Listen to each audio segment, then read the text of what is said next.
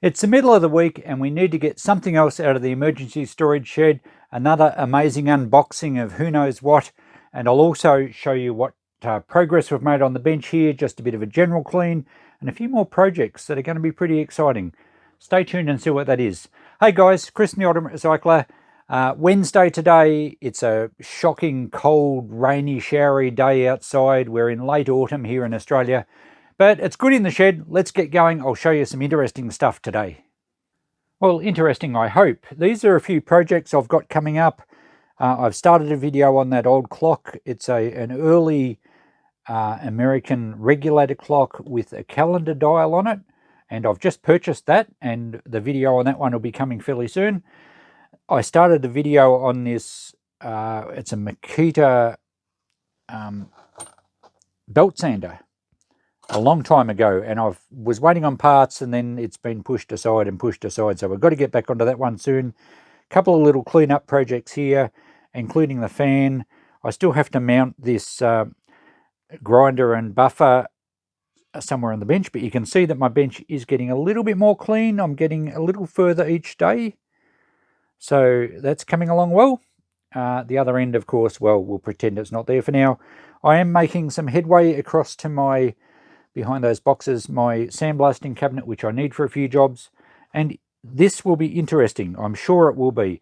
These tubs over here contain treasures that I packed aside years and years ago thinking they'll be really good on eBay. There's some pretty cool stuff in here. That's actually a model kit, and I think that's quite a valuable piece. I'm not sure. We've got to do a bit more research on that. But underneath, there's a bit more automotive stuff. There's some good eBay stuff in here, and I thought I might do a video on each box, and we'll watch the stuff sell on eBay. There's some even better stuff in those crates underneath, so they'll be coming up soon because I need to get those boxes out of here. And heading back here, there's some other boxes of hardware and assorted bits and pieces that I probably won't film, but let me know if you really want to look through it. It's just sorting shed stuff that was moved from my other shed. But anyway, that's not the purpose of today. We need to get something out of our emergency storage shed. I think this is part 13. And if I'm incorrect, I'll put a note on the screen. We've made some pretty good headway in recent weeks.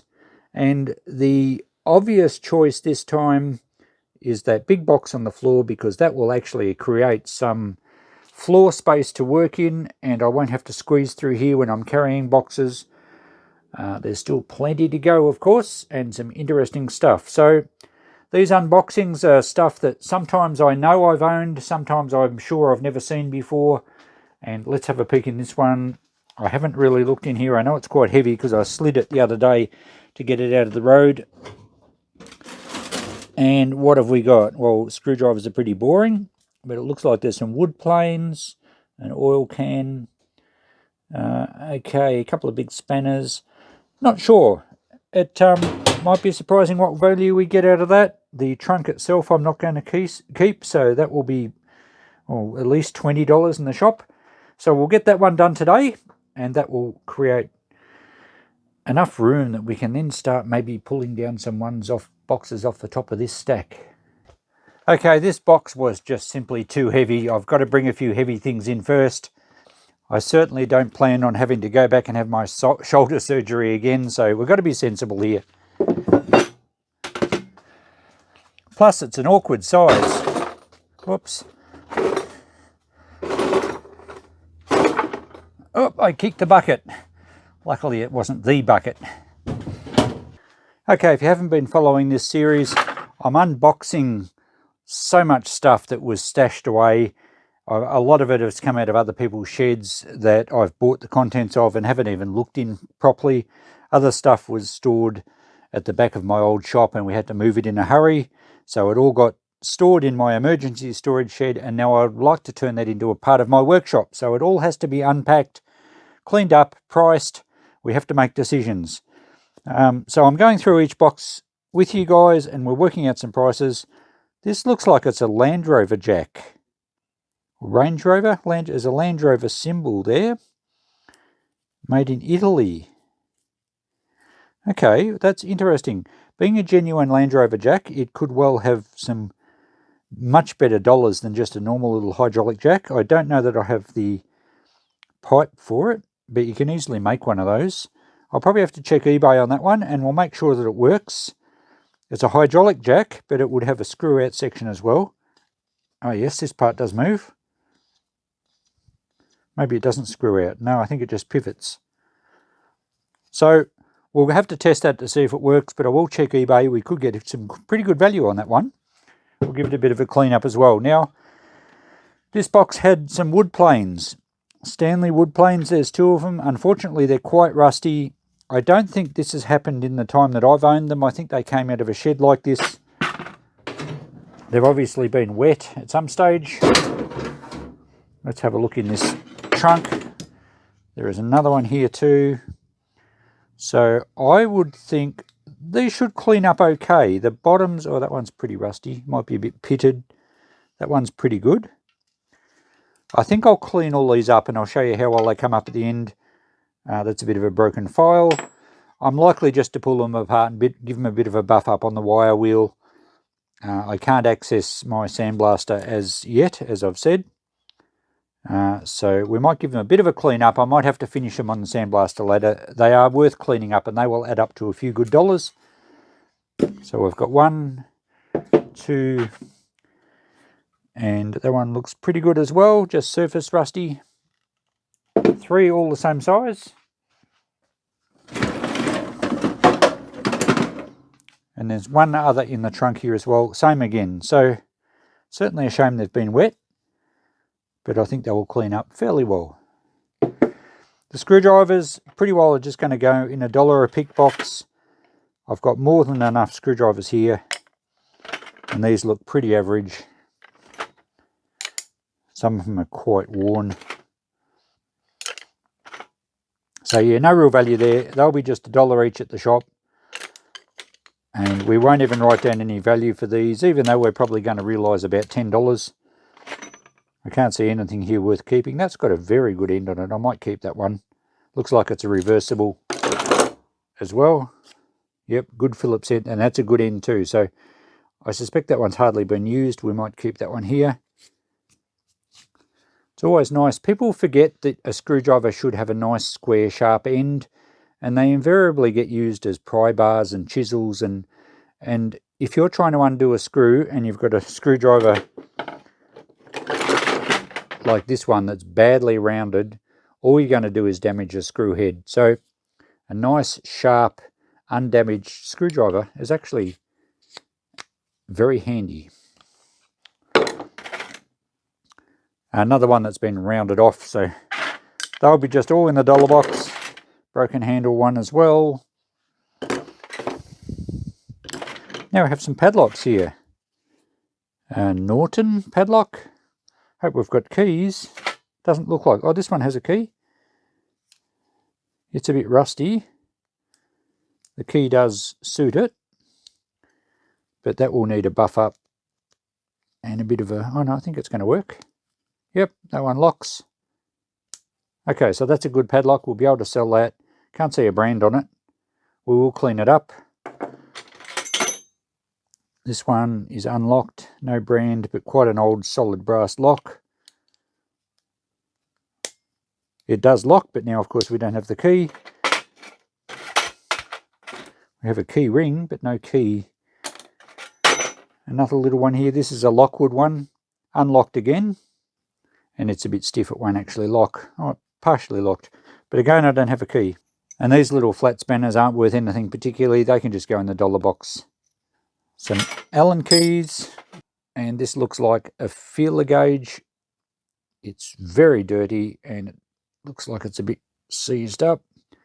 We'll see if we can get that apart and clean it up. A feeler gauge is for checking tappet clearances and that sort of thing. So it doesn't appear to be rusted, just very oily and a bit seized up. We might try and clean that one up because we can sell that. Oh, we have another key. Does that fit our little padlock? No. What about the padlock I've already got a key for? It looks the same. Yes, it fits that. So I've got one padlock with 2 keys, which is working. The others, unfortunately, no keys. Our tray is a bit bent up, but this goes with the big tool chest, so we'll straighten this up and we can sell that together. Okay, the two other things here we have is a great big grease gun.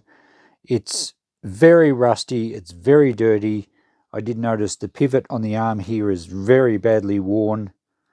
I don't think it's worth the effort to clean up. I've sold grease guns before, they're always messy.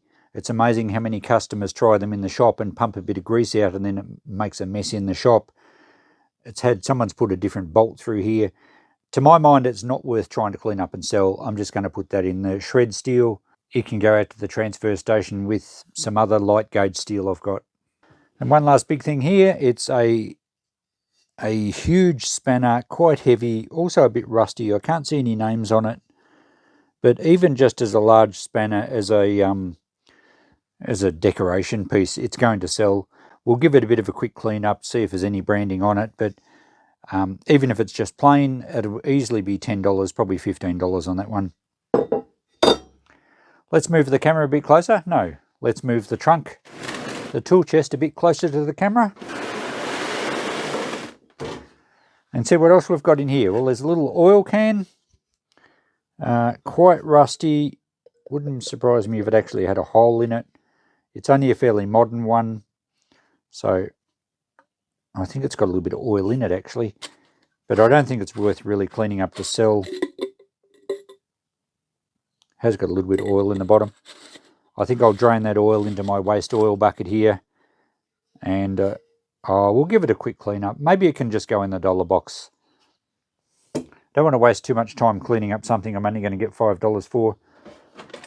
Now we have an old tin here, extremely rusty. I think this tool chest has had water in it at some stage, and as I said, I think it would have been before I got it. That can just go into the steel, scrap steel. Here we have a crank handle of something. Now it's an aluminium handle. It's got a bit of corrosion on it. A steel shaft there, a cast iron bevel gear.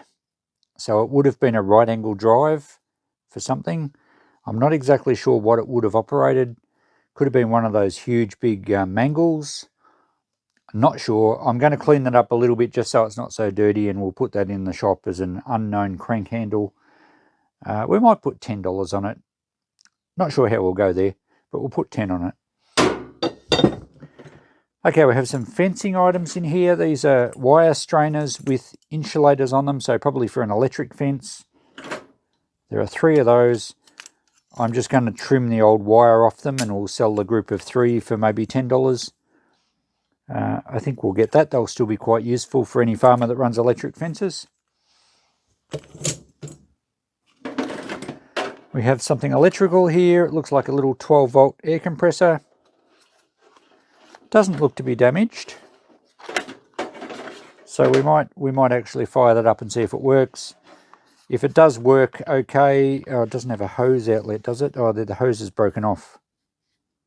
Still, if it pumps air out that, it wouldn't be too hard to fit a new hose to it.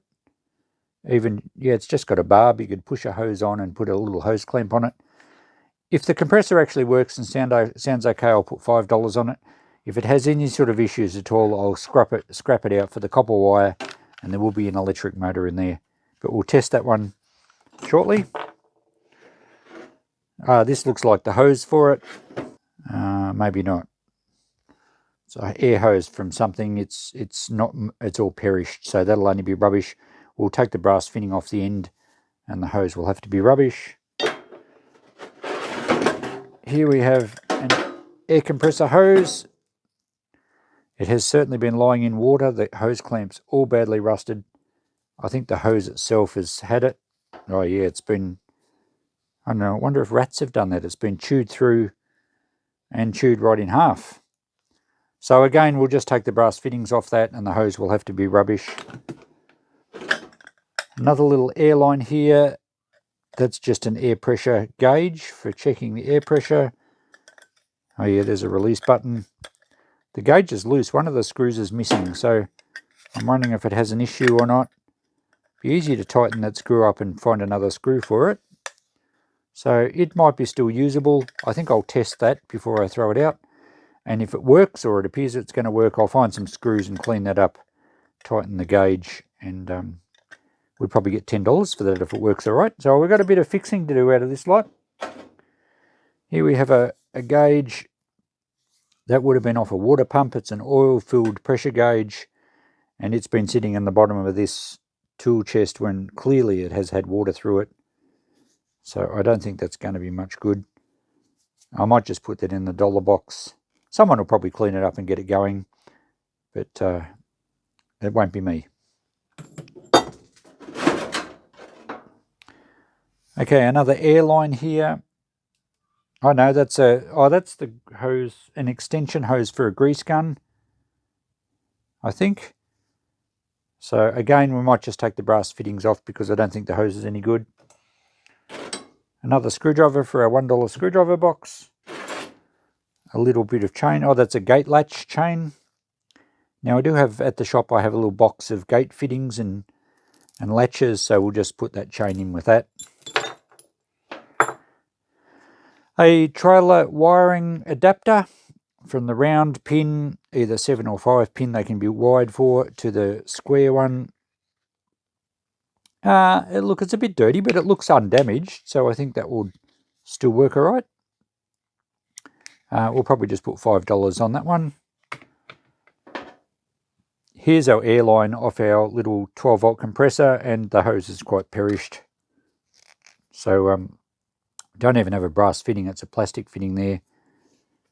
So I don't think we'll be able to refit that one. I think it needs new hose, so that'll just be rubbish. We have a long auger drill bit here. These ones just had a timber handle through the top, so they were just like a T-handle. Nice long shaft, great for drilling holes through big timber like sleepers if you're doing garden landscaping or something. You can, of course, cut the loop off the end, and if you've got a decent powerful electric drill, you can use it that way. I often cut up a bit of a broom handle just to put a bit of timber through, and I'll sell it in the shop for $10. This looks like another grease gun extension, badly rusted on that part. Some little channel lock pliers. They don't feel like the best quality. In fact, they don't even slide. Oh, there we go, they do. Oh, they might still be okay. Yeah, they might find a spot in my toolbox here. Just needs a little bit of CRC spray on them and they'll be as good as gold. We have it's like a chainsaw tool. It's a spark plug socket and the bar nut and the bar adjuster. So it would be an old chainsaw one. The screwdriver has had a corner chipped off it. So we'll just put that in the $1 box. And a wheel nut brace. Not sure what size it is. It could be Holden, could be Ford. Sometimes they say on them. I might give that a bit of a clean up. I have a box of these at the shop for $5 each, and it's amazing how many times someone comes in and says, do you mind if I take this out and see if it fits the wheel nuts on the trailer or something? So we should get $5 for that. And now we have a little bit of a manifold for perhaps air outlets. There's a lot of air fittings in the bottom of this box. For pneumatics, I guess. Is that a quick release fitting? Yes, it is. So I might hang on to these at this stage because I have to run some air lines around my shop. I'm not sure what's going to be useful and what isn't. That's a little copper joiner. So most of these are brass. Whatever I don't use, that's just off a garden hose tap. That will be brass as well. So whatever I don't use will end up in my brass bins. But I think it's worth keeping these air fittings. Yeah, the pneumatic quick release couplings, they would probably sell. I don't think I'd scrap these. If I didn't have a use for them, I'd probably sell them, I think. And a couple of air lines to get off old, air fittings to get off old bits of hose.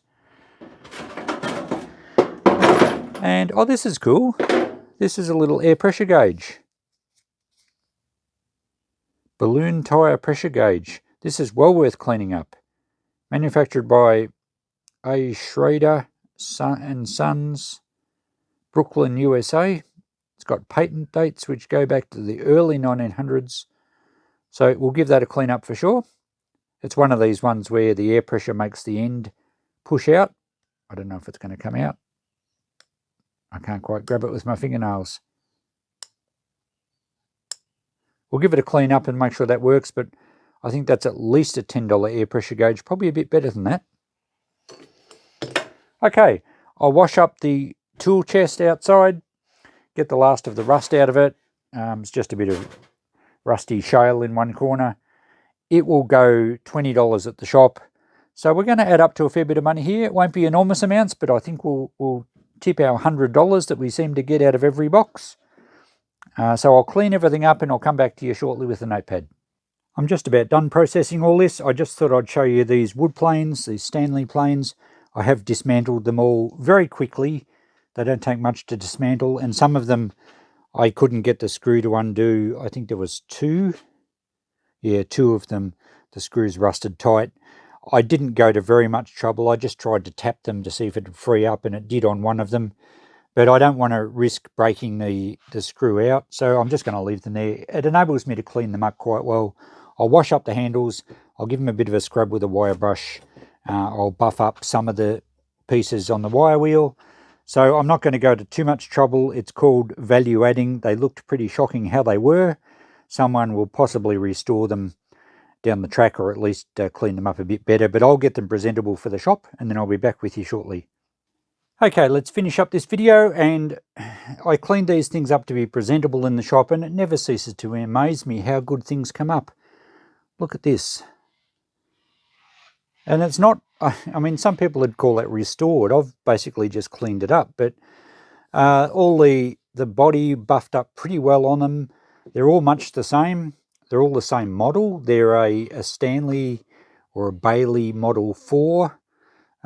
Three of them are English made, and one of them is Australian made, and they all cleaned up absolutely fantastic. Even the one I thought might have had a little bit of pitting on the base, cleaned up fine. All the blades are good. Some of them have wooden knobs. This one's got a plastic one, and this one is an English made one. It's still got all the paint. You know, it looked absolutely terrible when we first picked it up. Now I've wound all the blades back, and I know a few of you would probably point out that you shouldn't rest a plane that way, but the blades are all retracted back, so we're not going to damage them. Didn't see any chips on the blades either, so that's great. The jack cleaned up well. So I'll run through some prices, and I'll point out a couple of things as we go. We started with the jack. I put $60 on the jack. It works beautifully. It's a two-stage hydraulic jack, and it does work perfectly fine. I don't have the handle for it, unfortunately. I found a few of them online, and a few sold for well over 100. I think we'll get 60 for that. I believe it's around a 1990s era Land Rover Discovery. So there you go. The planes, I went for $50 per plane. I think they'll sell quite quickly at that. They're very usable. They don't actually need any more work. You know, I've cleaned them up pretty well, as you can see. But if someone wants to just collect them, put them on the shelf as a display, they present really well. $50 each makes $200 for the planes. So we've blown our $100 out of the water straight up. The padlocks, I just cleaned this one up. I'm going to put $5 on that. The rest I might just put $5 for the three. Padlock collectors do buy them, and I get better money that way than what I would get if I just put them in the dirty brass. This large spanner did have a brand on it. It's International Harvester, IH. Is that upside down? I can't see. Yeah, it goes that way. Not that you'll probably make it out on camera. I'm going to put $20 on that, given that it's a branded spanner. Now, the crank handle, a few of you might have already known. I expect, well, put it this way, I suspect that it might be off an early clothesline.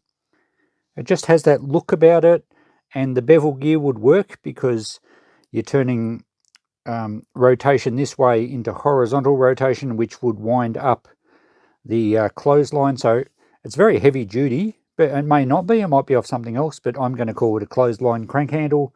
I'm still going to go for my $10. The insulated, the wire strainers with the insulators cleaned up very well. You can still buy these new, $10 on the three there. The large auger, these always clean up well. I didn't get around to making a handle for it, but I'll put $10 on that one.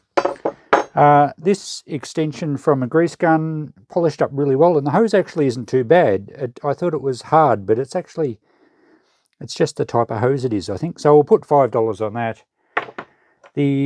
This little tyre gauge, the Schrader, cleaned up really nicely, and it's probably still working. I haven't actually tried it, but there's quite a few of these online. The patent dates, the most recent one is 1923, so I would say that's 1920s. Tyre gauge, I reckon I'm going to put $20 on that. Even though there are quite a few online, they're not rare. It's a really nice piece. What else we got? I'll take the camera off the stand and we'll talk about the rest of it and look at the notepad.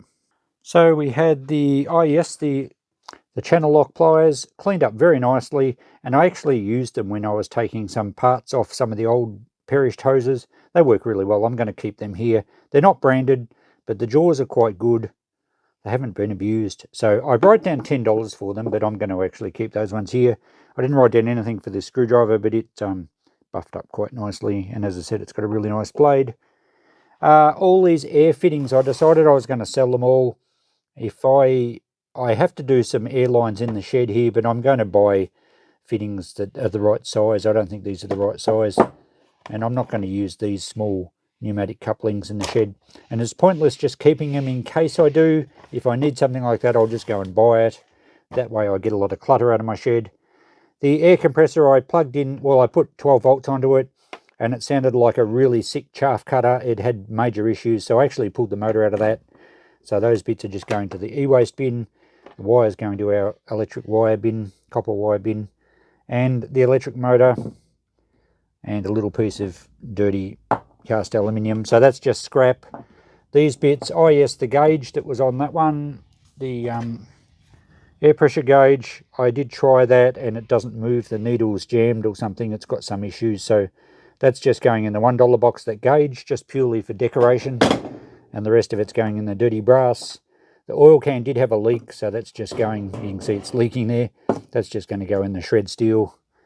What else have we got? I talked about these things. They're just going in a box at the shop. I was going to keep them here, but I've got plenty of Allen keys here. So I didn't write down any value for all this scrap metal and sundry bits. Plus we've got $1 bits in here, which are the screwdrivers, the few gauges, and the... Oh yes, I tried to clean up these feeler gauges, but they have been rusty at one stage. They won't separate very well. You can't actually read the... I'll get a focus on that. You can't actually read the feeler gauge sizes either, and they're very stiff. So that's just going in the $1 box. I think they were English made. Oh yes, you can see a brand there. Sheffield, England. But someone will grab them out of the $1 box and clean them up. I don't have time to clean those ones up. So that brings us to the notepad. Well, we're always going to do well once those planes cleaned up nicely. The total, $395. And if we include, let's say, well, I mean, we're easily going to get $5 out of the sundries.